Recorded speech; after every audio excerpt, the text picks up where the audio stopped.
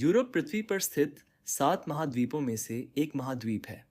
Europe Asia से पूरी तरह जुड़ा हुआ है। यूरोप और एशिया वस्तुतः यूरेशिया के खंड हैं और यूरोप यूरेशिया का सबसे पश्चिमी प्रायद्वीपीय खंड है। एशिया से यूरोप का विभाजन इसके पूर्व में स्थित यूराल पर्वत के जल विभाजक जैसे यूराल नदी, कैस्पियन सागर, कॉकस पर्वत श्रृंखला और दक्षिण पश्चिम में स्थित काले सागर के द्वारा होता है। यूरोप के उत्तर में आर्कटिक महासागर और अन्य जल निकाय, पश्चिम में अटलांटिक महासागर, दक्षिण में भूमध्य सागर और दक्षिण पूर्व में काला सागर और इससे जुड़े जलमार्ग स्थित हैं। इस सब के बावजूद यूरोप की सीमाएं बहुत हद तक काल्पनिक हैं और इसे एक महाद्वीप की संज्ञा देना भौगोलिक आधार पर कम, सांस्कृतिक और ऐतिहासिक आधार पर अधिक है। ब्रिटेन, आयरलैंड और आइसलैंड जैसे देश एक द्वीप होते हुए भी यूरोप का हिस्सा हैं, पर ग्रीनलैंड उत्तरी अमेरिका का हिस्सा है। रूस सांस्कृतिक दृष्टिकोण से यूरोप में ही माना जाता है, हालांकि इसका सारा साइबेरियाई इलाका एशिया का हिस्सा है। आज ज़्यादातर यूरोपीय देशों के लोग दुनिया के सबसे ऊंचे जीवन स्तर का आनंद लेते हैं। यूरोप पृष्ठ क्षेत्रफल के आधार पर विश्व का दूसरा सबसे छोटा महाद्वीप है। इसका क्षेत्रफल के 1,01,80,000 वर्ग किलोमीटर 43 लाख वर्ग मील है, जो पृथ्वी की सतह का 2% और इसके भूमि क्षेत्र का लगभग 6.8% है। यूरोप के 50 देशों में रूस क्षेत्रफल और आबादी दोनों में ही सबसे बड़ा है, जबकि वेटिकन नगर सबसे छोटा देश है।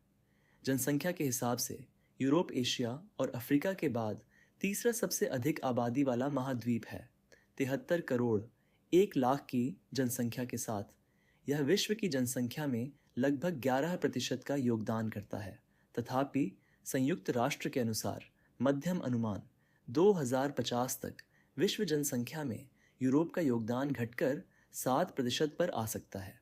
1900 में विश्व की जनसंख्या में यूरोप का हिस्सा लगभग 25% था।